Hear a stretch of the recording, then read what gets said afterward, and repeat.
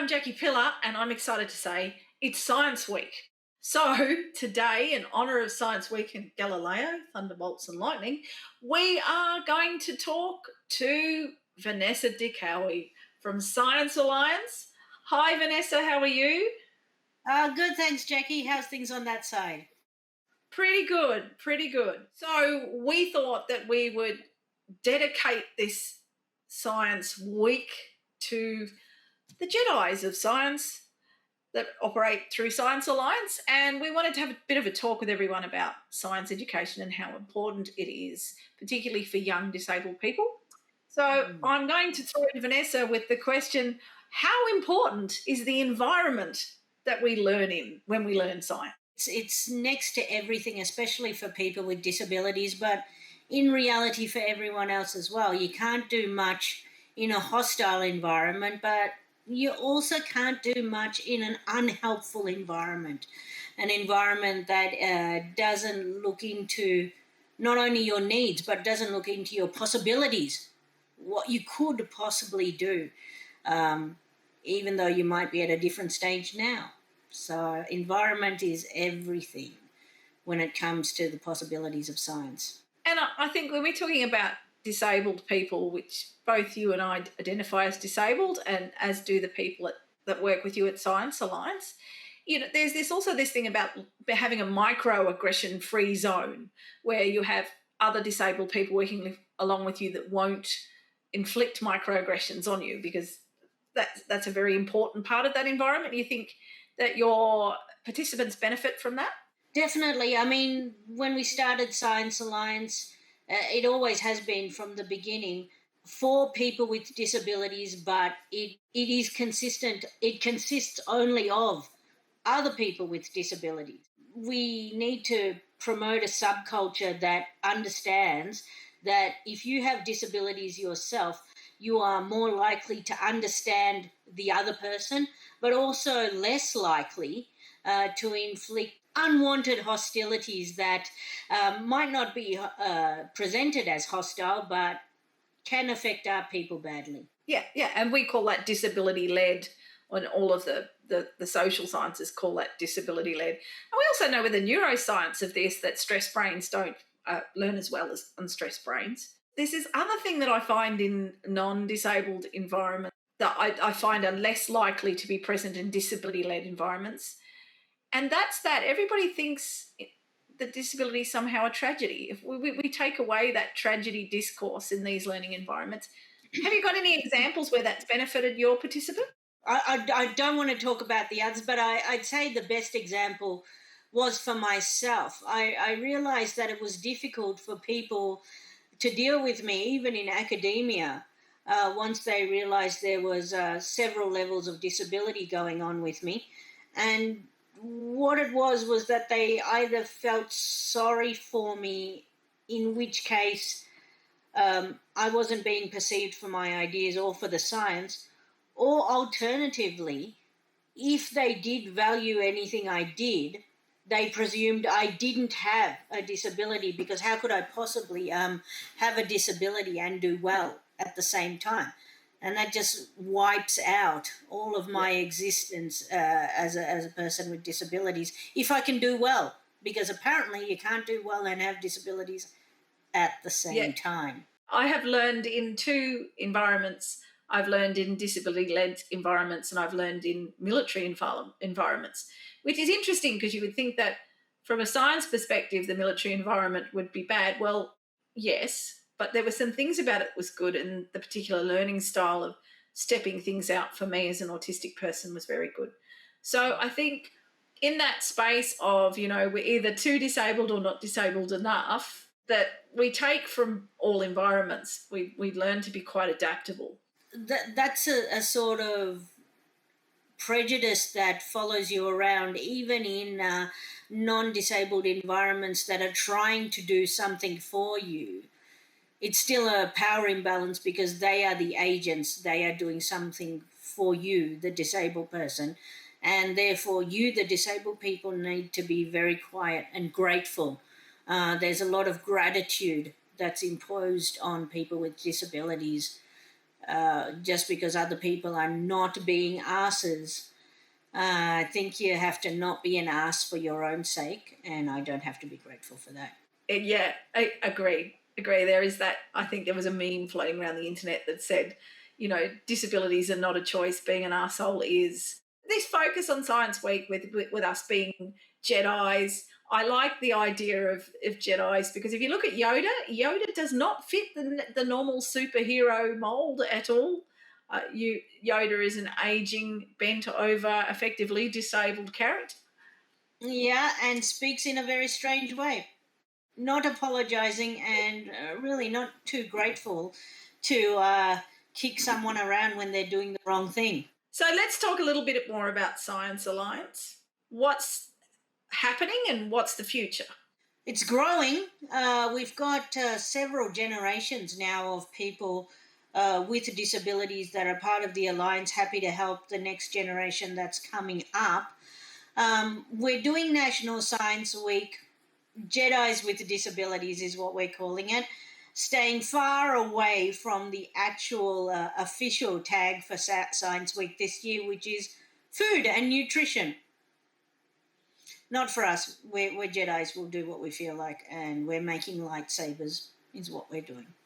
But you probably could slice your veggies with a lightsaber, maybe. You could, but that's a damn waste of lightsaber action there. You could do better. With a lightsaber, you could do better. The idea actually came from the young students. When we looked at what they found most challenging through the year and what they would like to teach other people through National Science Week, it was more about their bodies. That is to say, fine motor skills and then gross muscle movement. That was the thing that they found most helpful to learn in a group of other people with disabilities. Because when they were at school, even at the starting stage, they would be learning how to throw a ball, for example. And it would cause a lot of anxiety for them because they know that even though everybody in the class is still just learning to throw and catch a ball, all the able-bodied students in the class have already had experience at home throwing and catching a ball. They are already behind the line. Whereas when they did do fine motor skills or gross muscle movement in a class of other disabled people, we're all in the same boat. And so we came up with things like lightsabers, which we will do for National Science Week. We learn how to use our fine motor skills to actually make the lightsabers. And then one of our young men, Kai, has put together a choreography for, a choreographed lightsaber fight, which he then used to teach the other students with disabilities gross muscle movement. And so we're going to display that for National Science Week. Well, whenever anybody tries to rope me into ball sports and ball handling sports, I still run like heck. So, I still struggle with that fine motor control, so I can relate to that. I ended up playing golf of all things because, I don't know how that quite works. But yeah, but golf. No, I know it's crazy. Ball. and the skinniest stick as well. This is crazy talk.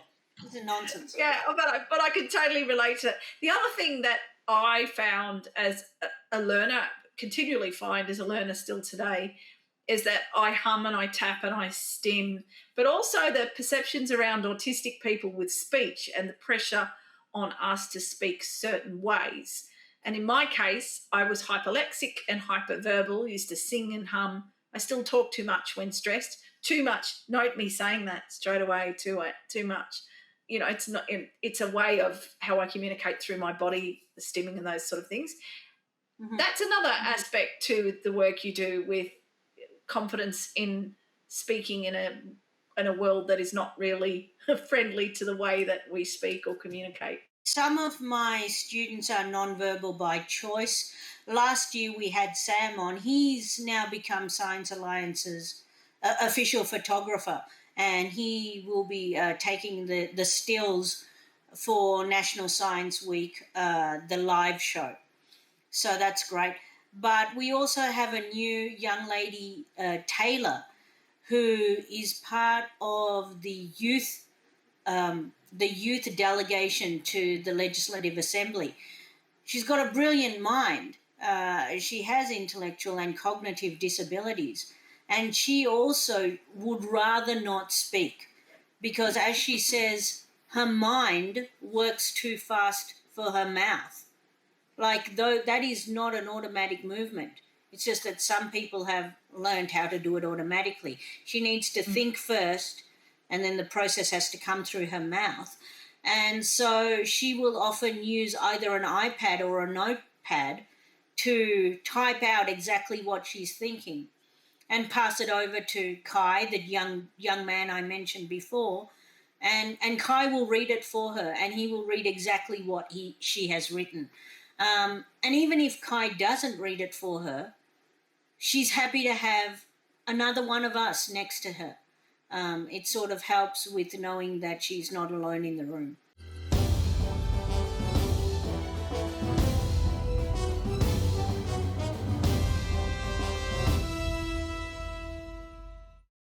Hello, I am Taylor Swan.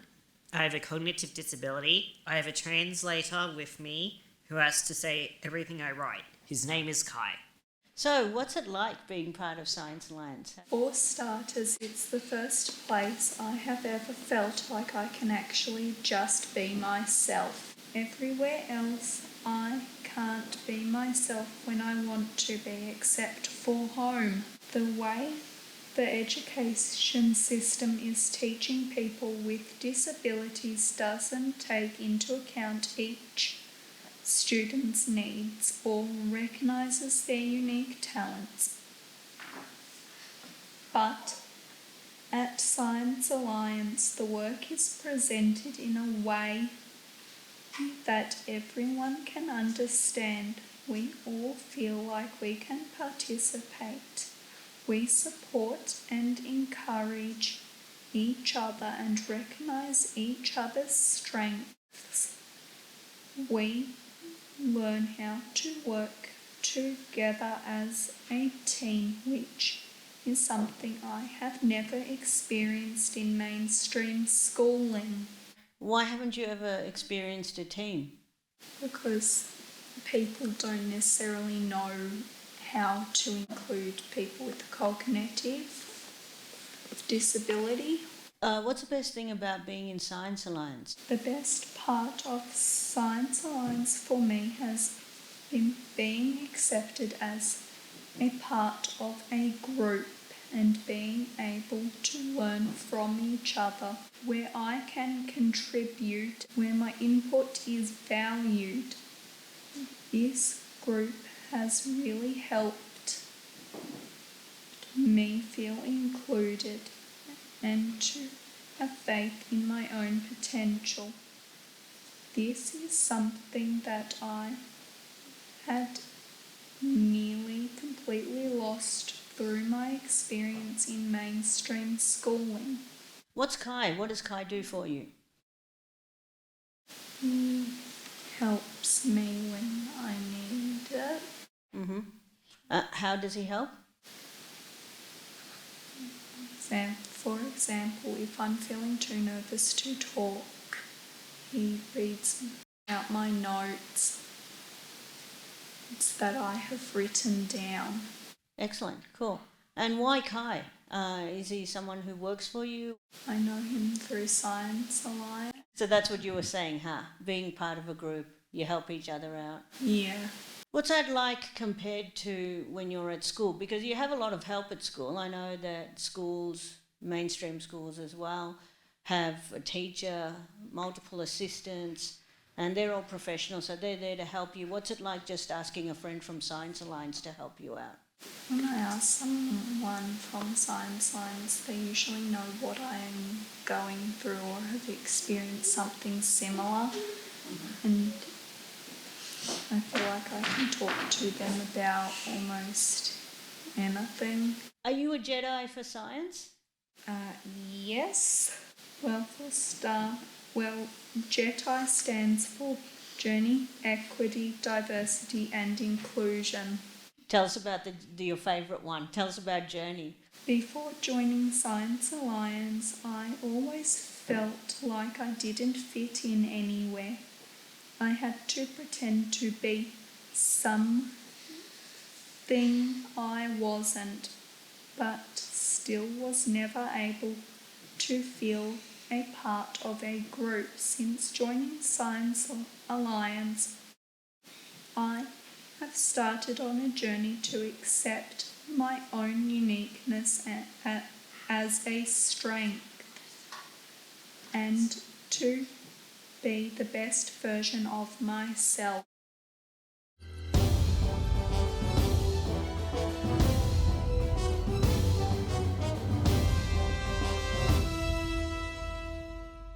Do you think that confidence would be there all the time, or is this something, is she more confident in the Science Alliance environment to do this? I would say she's 100% more confident in the Science Alliance environment, in that she will often speak and laugh and joke and help other students. When she does have to go to the Legislative Assembly or other political things that she's taking part in, she does take Kai with her. It's about being able to focus all her energy, all her spoons on the thoughts and leave Kai free to do the speaking. And the confidence to know that Kai will just do it. That's what we do for each other. Everyone in Science Alliance has a disability, and so we all don't have to do everything. Someone else will back us up, and there'll be absolutely no judgment because someone else will help that person later. It was funny, I was having a conversation around when I do performance speaking, and I have a whole lot of quirks. I find that the disabled community, when I work with a disabled sound tech or a disabled stage manager, they don't question my quirks. When it's from other members, when it's non-disabled person, they think it's a quirky request. It's actually an accessibility request. The use of me using, the use of me using a headset mic, and a headset mic that I can operate because the switches are familiar and easy for me to use, is an accessibility. So it is quite interesting. It intersects with every part of our lives, that needing the support of people who are not going to think it's quirky or difficult. It's actually what we need. It's an accessibility issue. Yes, I have a few students in the class who grapple with new ideas by talking to themselves. They talk themselves through the new ideas. They actually speak it out loud, just in a quiet whisper, but they are very animated in talking to themselves. They think about things. And you would think that in a science class with people with disabilities that much jabber would bother you.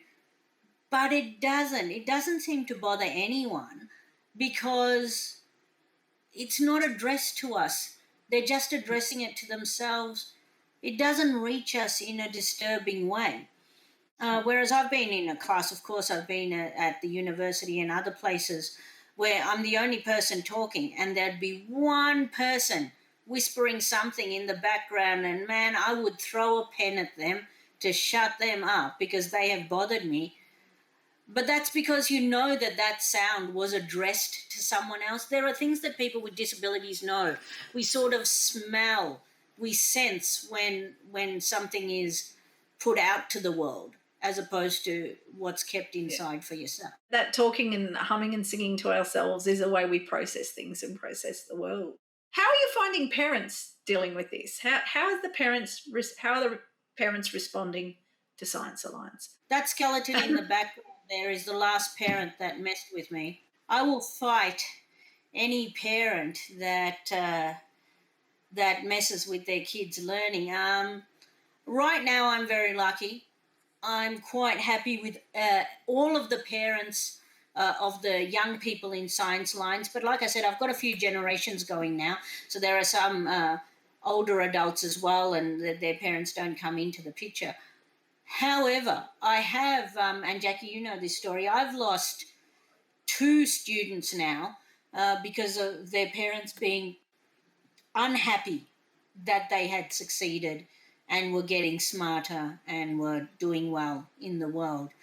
And so I've lost one fella who did Science Alliance, actually was the presenter and the lead presenter for Science Alliance in National Science Week a couple of years ago, who now, with the withdrawal from his parents, it was disappointment. The disappointment started when he tied his shoelaces. Then he could sort of live independently. He went to camp and was able to sort out his own food and clothes. And the anger got worse and worse. The parents' anger that what they were angry about was that we've done this for you your whole life, and what, you just go to camp or to Science Alliance for a couple of years and suddenly you can do all these things. It was again that matter of gratitude. They felt that he was ungrateful for everything the family had done for him, and how dare he go on and do things without them now. Codependency, sort of seems to be multiplied and magnified for disabled children living in able-bodied families. My dad was not able-bodied. I was the disabled child of a disabled parent. So we had a very different relationship, and I always talk about how he was my J.E.D.I champion, and he had this really interesting scientific life that led me to my first career in science, as an aircraft avionics technician, and then on to now I'm doing a PhD in political science. Must be quite a different experience. So I can't imagine having that as from a child. That was incredibly helpful to my development, I think, from that perspective. Yeah, no doubt. And like for us, as you know, Jackie, this National Science Week is dedicated to Jack Brady. This is the Jack Brady, we're the Jack Brady Jedis. That was really touching, that dedication. I told my mum about it, and I heard the silence down the phone and she got really teary. So thank you. Yeah, no, not at all. It's a thank you to you, because I told the students the story of Jack Brady, who, with all his disabilities, was like an engineer and a pioneer, an inventor for CSIRO, that is the home place of National Science Week. So, of course, we'd be the Jack Brady Jedis. The children were delighted to hear the story, to know that there was someone who went before us as well and has to struggle with this idea that if you have an intellectual disability, you don't have an intellect. If you have an intellectual disability, that means you have an intellect in the first place. Just like I have a visual disability, that's why I can wear glasses. If I was completely blind, I wouldn't wear the glasses.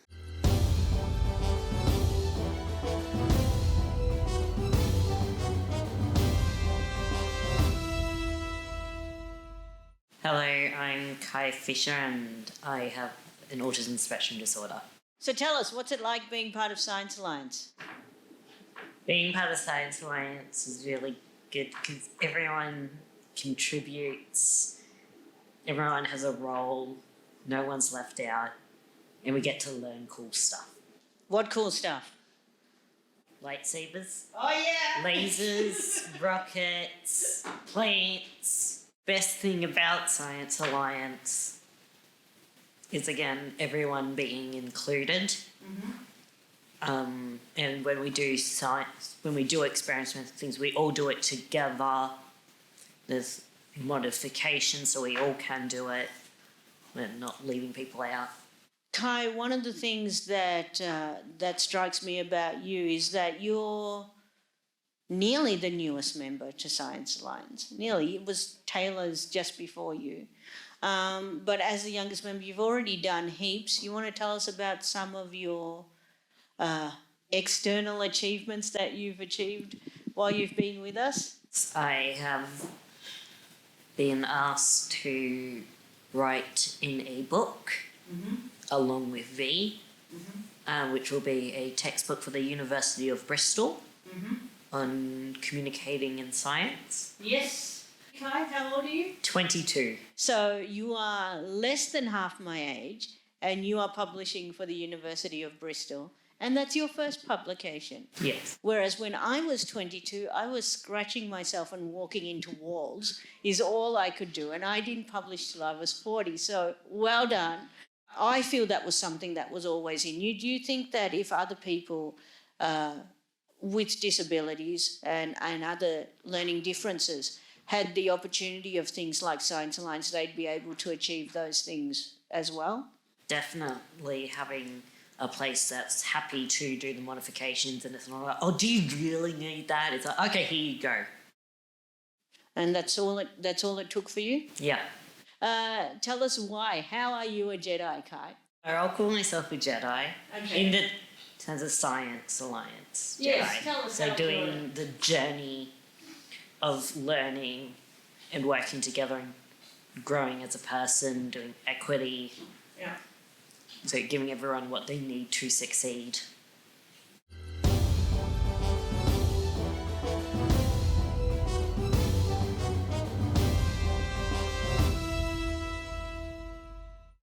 My fondest and first memories are, of really bonding with my dad were watching Star Wars films. So there's that as well, because he used to say things like, everything we see here, Jules Verne, he's educated me about Jules Verne. Jules Verne predicting a bunch of things that actually came into being in the scientific world, that our imagination, our creativity are directly connected to discovery.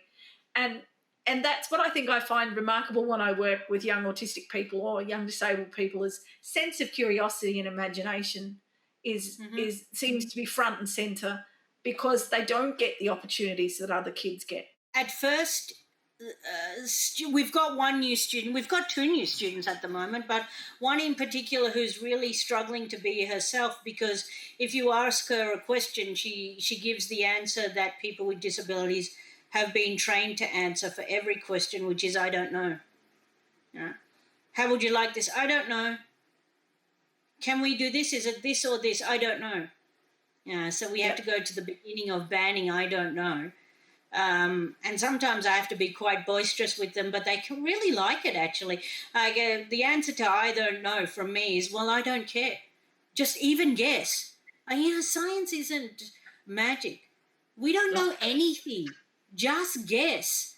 After you guess, then we test. Guess and test, guess and test. That's all science is. So if you don't know, I don't care. Just guess. Let's see what we can do. Turns out we can make lightsabers. Hooray. If you're anywhere in the Canberra area and got any kind of disability, please contact ACT Down Syndrome. They're called ACT Down Syndrome, but they're all inclusive. Come to Science Alliance. We want you. If you are not in the ACT, find your nearest Down Syndrome Association and tell them that you want to be part of it. We'll hook you up somehow. COVID has been good to us. It taught us how to use Zoom. We'll hook you up. Come home. Come to Science Alliance. There's some great accessibility things that we're going to keep doing from COVID for sure. Thank you so much, Vanessa de Kauwe from ANU Science Alliance, for coming along and talking to us about the success of the program and the wonderful space that it is, our young Jedis. And thank you so much. That was great. Happy Science Week, everyone. Happy Science Week, everyone. Jack Brady, Jedis.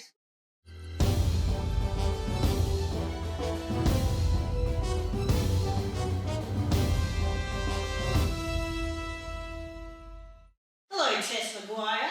Hi. You've been in Science Alliance since the beginning, haven't you? Actually, I did, yes. Yeah, you were one of the first group who joined. What is it like being part of Science Alliance all this time? I love all of it. What thing do you like the most? Probably space. The rockets. The rockets! Yes. What do you like about the rockets? Because they actually go up. And those rockets, they are a very big noise. But Yes. you like them anyway? Yeah, I do actually, yes. Yeah, you they love were fun. When you first came to Science Alliance, what did you used to do when you first came? Do you remember? Oh, I used to hide under the table. Yeah, you did. Yes. But you kept coming back. Yes. And then you became really good at being in Science Alliance. Yes. You ended up talking about us on the radio. Yes, I did. You've been on a podcast. Yes. You've been in our live streams. Yes. So not so nervous anymore. No, I'm not. So this year for National Science Week, it's about Star Wars and Jedi's. Do you feel you're a Jedi in Science Alliance? Actually, I am, and I love Star Wars. You do love Star Wars. Yes. Who's your favourite? Probably Darth Vader. Have you enjoyed doing the things with the lightsabers? Oh, yes, I did. Yeah, Yeah, I really, like I'm to be enjoying it. Yes.